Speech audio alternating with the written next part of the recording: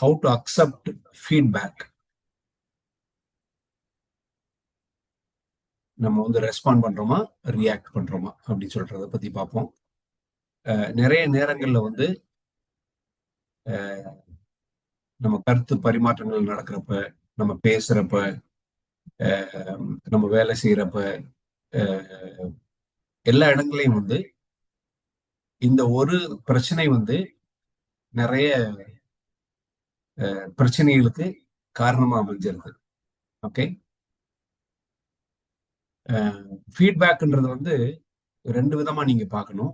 ஒண்ணு வந்து நம்ம ஒரு செயலை செய்யறப்ப ஆர் ஒரு கருத்து சொல்றப்ப அதற்கு கிடைக்கக்கூடிய ஃபீட்பேக்ஸ். ஒரு செயல் செய்யறப்ப நம்ம இந்த ப்ரோக்ராம் நடத்திக்கிட்டு இருக்கிறோம், இதை பத்தி சில பேர் ஃபீட்பேக் தருவாங்க, இது ஒரு விதமான ஃபீட்பேக்.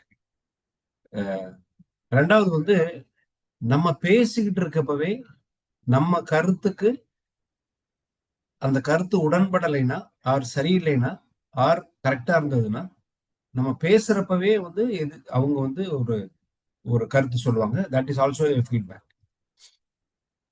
நம்ம மனநிலை வந்து எப்படி இருக்கும் அப்படின்னு பாத்தீங்கன்னா, நம்ம பேசுறதுக்கு நம்ம செய்யறதுக்கு எதிரா யார் ஒருத்தர் எதிரான இல்லை, நம்ம செஞ்சுட்டு இருக்கிறப்ப ஒரு கருத்து சொன்னாலே அது அந்த ஃபீட்பேக் வந்து நம்ம வந்து எப்படி பார்ப்போம் அப்படின்னு பாத்தீங்கன்னா, நம்ம வந்து அதை வந்து ஒரு ரிஜெக்ஷனா பார்ப்போம், ஒரு எதிர்மறையா பார்ப்போம். உடனடியா அவங்க சொல்றதுக்கு நம்ம வந்து உடனடியா ஒரு கருத்து திருப்பி சொல்ல பார்ப்போம். ஆமாவா இல்லையா? சரியா? இதுதான் ஜென்ரல்.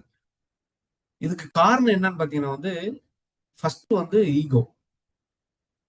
ஆத்தர் சொல்றது வந்து ஃபர்ஸ்ட் வந்து ஈகோ. ஈகோ வந்து நம்ம எல்லா பேத்துக்குமே இருக்கணும், கண்டிப்பா இருக்கணும். ஈகோன்றது வந்து நம்மளை பத்தி நாம எதிர்பார்த்திருக்கிற ஒரு பெருமிதம் இருக்கணும். ஆனா ஒரு அளவோட இருக்கணும். அளவை மீறினாத்தான் அமிர்தமும் நஞ்சுன்ற மாதிரி. சோ ஃபர்ஸ்ட் வந்து ஈகோ. அது ஒத்து வரதில்லை. நான் சொல்றேன், அது வந்து மாத்தி சொல்றாங்க அவங்க. நான் செய்யறேன், அதுன்னு அவங்க தப்பு சொல்றாங்க. அதுல என்ன அவங்க தப்பு கண்டுபிடிக்கிறது அப்படி. ரெண்டாவது வந்து ஒரு கருத்து சொன்ன உடனே வந்து நம்ம வந்து ஒரு இன்செக்யூர்டா ஃபீல் பண்ணிடுவோம். அந்த இடத்துல ஒரு பாதுகாப்பு இல்லாம ஒரு இன்செக்யூர்டா ஃபீல் பண்ணுவோம். நம்மள அவங்க ராங்கா ஜட்ஜ் பண்றாங்களோ அப்படின்ற ஒரு உணர்வு நம்மளுக்கு வந்துடும். இந்த பயத்தினாலதான் நம்ம வந்து அந்த இடத்துல ரியாக்ட் பண்றோம் அவங்க சொல்ற கருத்துக்களுக்கு. யூஸ்வலா பாத்தீங்கன்னா வந்து நீங்க ஒரு செயல் செய்றீங்க, அதுக்கு வந்து அவங்க வந்து ஒரு ஒரு ஃபீட்பேக் கொடுத்தாங்கன்னா உடனடியா அந்த ஃபீட்பேக்கு நம்ம வந்து ரியாக்ட் பண்ண பார்ப்போம். அது பண்ணக்கூடாது. ஆக்சுவலி ரியாக்ட் பண்ணக்கூடாது.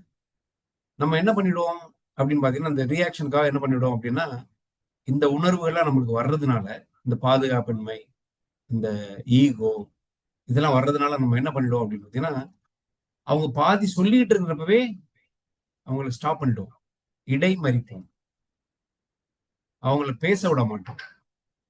எதுக்கு அப்படின்னா வந்து நம்மளை தற்காத்துக்கிறதுக்காக, நம்மளை ப்ரொடெக்ட் பண்ணிக்கிறதுக்காக, நம்மளை டிஃபெண்ட் பண்ணிக்கிறதுக்காக, நம்ம சொல்றதை நியாயப்படுத்துறதுக்காக நம்ம என்ன பண்ணிடுவோம், உடனடியா அந்த அவங்க பேசிட்டு இருக்கிறதுக்கு முன்னாடியே வந்து இடையில மறிச்சிடுவோம் நம்ம.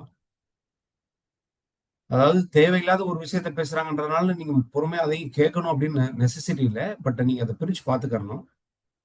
பட் இருந்தா கூட இதுதான் அதற்கான காரணங்கள்.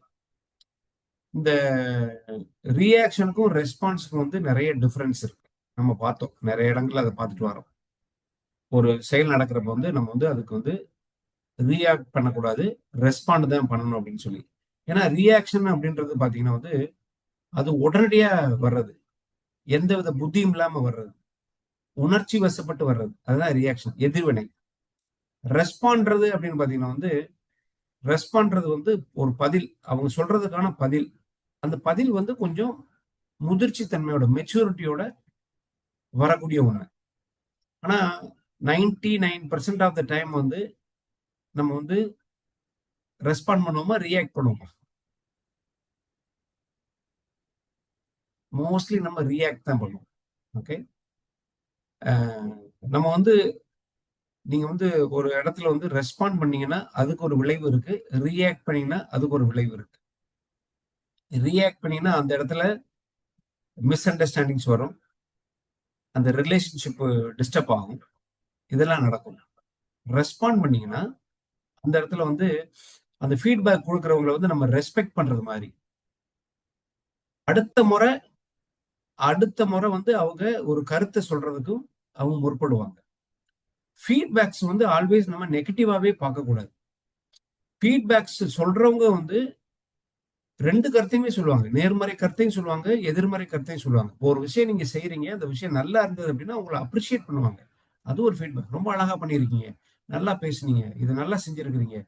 ரொம்ப திறமையா செஞ்சிருந்தீங்க. அத பார்த்தோம். ரொம்ப அப்ரிஷியபிளா இருந்ததுன்னு சொல்லுவாங்க. இல்ல அதுல ஒரு குறைபாடுகள் இருக்கு அப்டின்னா, அந்த குறைபாடுகளையும் வந்து அவங்க வந்து சுட்டிக்காட்ட வருவாங்க. நீங்க வந்து ரெஸ்பாண்ட் பண்றதுக்கு ரியாக்ட் பண்ணாம ரெடியா இருந்தீங்கன்னா, ஒவ்வொரு ஃபீட்பேக்கும் வந்து நம்மளுக்கு வந்து நெறைய லெசன்ஸ குடுக்கும். ஒரு சின்ன எக்ஸாம்பிள் சொன்னேன்னா உங்களுக்கு இது நல்லா புரியும். ஒரு ஒரு ஆஃபீஸ்ல வொர்க் பண்ணக்கூடிய ஒரு எக்ஸிக்யூட்டிவ் ஒரு 3, 4 பேரோட சேர்ந்து அவங்க மேனேஜரோட சேர்ந்து ஒரு பெரிய டிஸ்கஷன் நடந்துட்டு இருக்குது. ஒரு நியூ ப்ராஜெக்ட்ட பத்தி. அந்த ப்ராஜெக்ட்ட ஹேண்டில் பண்றத பத்தி ஒவ்வொருத்தரும் உங்க ஐடியா என்ன அப்படின்னு கேட்கிறாரு அவரு. ஆல்ரெடி பிரிப்பேர் பண்ணிட்டு வர சொல்லிருக்காங்க. இவங்க பிரிப்பேர் பண்ணிட்டு வந்துட்டாங்க. ஒவ்வொருத்தரும் பிரசன்ட் பண்ணிட்டு வராங்க. அர்ஜுன் ஒருத்தர் வந்து பிரசன்ட் பண்றாரு. நல்லா அழகா பிரசன்ட் பண்றாரு. பிரசன்ட் பண்ணி முடிச்ச பிற்பாடு மேனேஜர் வந்து அவர கூப்பிட்டு சொல்றாரு, "உங்க ஐடியா வொண்டர்ஃபுல் ஐடியா. பட் அது பிரசன்டேஷன் வந்து ஐ அம் நாட் ஹேப்பி. நீங்க கொஞ்சம் அவசரப்பட்டு சொன்னது மாரி இருந்தது. இன்னும் கொஞ்சம் தெளிவா விளக்கி சொன்னீங்கன்னா நல்லா இருக்கும்." அப்படின்னு சொல்றாரு. இது வந்து அவர் குடுத்த ஃபீட்பேக். ஒரு மேனேஜர் குடுத்த ஃபீட்பேக். நம்ம வந்து எவ்வளவு சந்தோஷமா பிரிப்பேர் பண்ணிட்டு வந்திருப்போம். நம்மளே அந்த சீட்ல இருந்தா. என்னடா இவ்வளவு கஷ்டப்பட்டு பிரிப்பேர் பண்ணிட்டு இவ்வளவு அழகா சொல்றான். இந்த ஆளு வந்து ஒழுங்கா புரிஞ்சுக்கிறாம இப்படி சொல்றான். அப்படின்னு தோணுமா இல்லையா? இவருக்கு வந்து என்ன தோணுதுன்னா வந்து, இப்ப நான் சொன்னது மாரி தான் வந்து ஃபர்ஸ்ட் ரியாக்ட் பண்ண தோணுது. என்ன மனுஷனா இருப்பான் அப்படின்னு சொல்லிட்டு. அந்த இடத்துல இவர் என்ன பண்றாரு, ஒரு ஒரு ஒரு ஃபியூ செகண்ட்ஸ் ஹோல்ட் பண்றாரு. ஹோல்ட் பண்ணிட்டு எல்லாத்தையும் தம் கட்டிட்டு, அவர் வந்து மேனேஜர்ட்ட சொல்றாரு, "thank you for your feedback sir. I will improve that." அப்படின்னு சொல்லிட்டு வந்துர்றாரு. வந்துட்டு என்ன பண்றாரு, வீட்டுக்கு போன பிற்பாடு, அடுத்த 1 நாள், 2 நாள்ல இத பத்தி சிந்திக்கிறாரு, யோசிக்கிறாரு. பிரசன்ட் பண்ணத ரீகால் பண்றாரு மெமரியில. நம்ம எப்படி பண்ணோம்? என்ன பாயிண்ட் சொன்னோம்? எப்படி பண்ணோம்? அப்படின்னு சொல்லிட்டு. இதுல எங்கே மிஸ்டேக் இருந்திருந்தா, அவர் இப்படி ரெஸ்பாண்ட் பண்ணியிருப்பாரு அந்த சார் நம்மளுக்கு. அப்படின்னு யோசித்து பார்க்கிறப்ப, மெதுவா, காமா அத யோசிக்கிறப்ப, he could find out certain places where he was little aggressive, little unclear. அதெல்லாம் அவருக்கு புரியுது. ஆமால்ல, கரெக்ட். நம்மளுக்கே அது வரும். நம்மளுக்கே அது வரும். ஆஹா! அத கரெக்ட் பண்ணியிருந்தா இன்னும் பெட்டரா இருந்திருக்குமேன்னு சொல்லிட்டு. இப்ப இத ரியலைஸ் பண்ண பிற்பாடு, அது ஒரு லேர்னிங் ஆனதுனால, அடுத்த முறை அதே மாரி ஒரு வாய்ப்பு வர்றப்ப, அதே மாரி பேசுறப்ப, இவர் பிரசன்ட் பண்றப்ப, அத பார்த்துட்டு வந்து அவங்க மேனேஜர் வந்து சொன்னாராம், "this is astonishing. Awesome. Lot of difference from your earlier presentation and this" அப்படின்னு சொன்னாராம். இப்ப அது வந்து அவருக்கு வந்து ரொம்ப சந்தோஷம் குடுத்தது. நல்ல வேளை நம்ம வந்து அந்த இடத்துல ரியாக்ட் பண்ணல. ரெஸ்பாண்ட் பண்ணோம். இன்னைக்கு புதுசா ஒண்ணு லேர்ன் பண்ணிக்கிட்டோம் அப்படின்னு சொல்லி. சோ இதுதான் அதனுடைய பலன்கள். ஓகே. சோ நீங்க வந்து ரெஸ்பாண்ட் பண்றதுக்கு எதுக்குமே அவசரப்படாம ரெஸ்பாண்ட் பண்றதுக்கு நீங்க பழகிக்கிட்டீங்கன்னா, நம்மளுக்கு நெறைய பெனிஃபிட் இருக்கும். டெஃபினட்டா அதுல வந்து கண்டிப்பா அதுலருந்து ஒரு லேர்னிங்ஸ் கிடைச்சிரும் நம்மளுக்கு. அத நம்ம கத்துக்கலாம். வாழ்க்கையில அத விட பெட்டர் ஸ்டேஜ்க்கு முன்னேறிறலாம். அப்ப ரியாக்ட் பண்றதுக்கு பதிலா ரெஸ்பாண்ட் பண்றதுக்கு ஒரு 3 ஸ்டெப் பிராக்டிஸ் இருக்கு. இந்த 3 ஸ்டெப் பிராக்டிஸ் வந்து நான் ஏற்கனவே ஒரு விஷயத்துக்கு நான் பேசினேன். அதை நான் திருப்பி ரிப்பீட் பண்றேன்.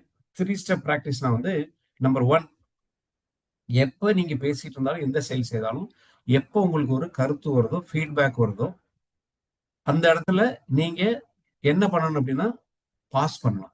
கொஞ்சம் வெயிட் பண்ணணும். அவசரப்பட்டு எதையும் நீங்க சொல்லிறக்கூடாது. Just pass. 2வது வந்து லிசன் பண்ணணும்.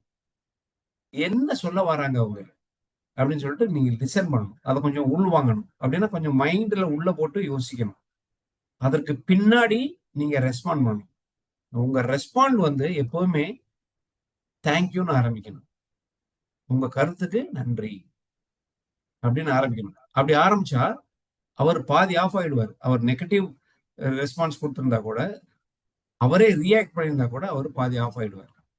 இந்த 3 ஸ்டெப் ப்ராசஸ் வந்து நான் வந்து உங்களுக்கு வந்து ஒரு சில வாரங்களுக்கு முன்னாடி வந்து நான் ஒரு டாபிக் பேசினேன். நம்ம லைஃப் வந்து கோல் லெட் லைஃபா இருக்கணுமா, காட் லெட் லைஃபா இருக்கணுமா அப்படின்னு சொல்லி. காட் லெட் லைஃபா இருக்கணும் அப்படின்னா, when our life is God led அப்படின்னா என்ன அப்படின்னு பார்த்தீங்கன்னா, எந்த செயலை செய்யறதுக்கு முன்னாடியும் you must pause, you must listen and you must respond, trust and act அப்படின்னு சொல்லி. ஸோ இது வந்து நான் இன்னைக்கு இதை பத்தி நான் ப்ரிப்பேர் பண்ணிட்டு இருக்கப்ப எனக்கு அந்த ஞாபகம் வந்தது. So how nice it is. So அப்போ நம்ம வந்து ஒரு விஷயம் வந்து நம்மளுக்கு வந்து ஒரு கருத்து வருதுன்னா, அது அது அவங்க வந்து என்ன எண்ணத்துல வேணாலும் சொல்லிட்டு போறாங்க. அதை பத்தி நம்மளுக்கு கவலை கிடையாது. நம்ம ரியாக்ட் பண்ணணும்னு முடிவு பண்ணோம்னா, தவறான கருத்துக்களை விட்டுட்டு நல்ல கருத்துக்கள் கூட நம்ம ஏத்துக்கிற மனநிலைக்கு வந்துருவோம். நீங்க ரெஸ்பாண்ட் பண்றதுக்கு பழகிட்டீங்கன்னா, எந்த கருத்தா இருந்தாலும் அந்த கருத்தை நீங்க உள்வாங்குறப்ப, அந்த கருத்தை ஏத்துக்கலாமா, ஏத்துக்க கூடாதுன்னா கூட உங்களுக்கு டிசைட் பண்றதுக்கு உங்களுக்கு அவகாசம் கிடைக்கும். நீங்க அதனால ஸ்ட்ரெஸ் ஆக மாட்டீங்க. லைஃப் பியூட்டிஃபுல்லா இருக்கும். ஸோ நம்ம வந்து அப்ப என்ன பண்ணணும் லைஃப்ல? ரெஸ்பாண்ட் வந்து நம்மளுக்கு வந்து வரக்கூடிய ஃபீட்பேக் வந்து எப்பவுமே வந்து ஸ்வீட்டா இருக்கும் அப்படின்னு நீங்க எதிர்பார்க்க கூடாது. அது எப்படி வேணாலும் இருக்கட்டும். அதுக்கு நான் வந்து ரெஸ்பாண்ட் தான் பண்ண போறேன். நான் ரியாக்ட் பண்ண போறது அப்படின்றதான் இங்க வந்து புத்திசாலித்தனம். 2வது வந்து நீங்க ரெஸ்பாண்ட் பண்ணாம ரியாக்ட் பண்ணீங்கன்னா, அங்க வந்து நீங்க ஈகோவுக்கு இடம் கொடுத்துடுறீங்க. ரியாக்ட் பண்றதுக்கு பதிலா ரெஸ்பாண்ட் பண்ணீங்கன்னா, நீங்க வந்து அங்க வந்து குரோத்துக்கு, வளர்ச்சிக்கு நீங்க நீங்க வந்து இங்க முன்னுரிமை கொடுக்குறீங்க. ஸோ அப்ப நீங்க இனிமே உங்களுக்கு எந்த கருத்து வந்தாலும், எந்த ஃபீட்பேக் வந்தாலும், ஒவ்வொரு ஃபீட்பேக்கும் நான் அடுத்த நிலைமைக்கு முன்னேறுவதற்கான நல்ல கருத்து அப்படின்னு நீங்க அதை எடுக்க ஆரம்பிச்சிட்டீங்கன்னா, you will never react, you will always respond. Okay. இந்த எண்ணங்களோட இந்த நாளை நம்ம தொடரும்.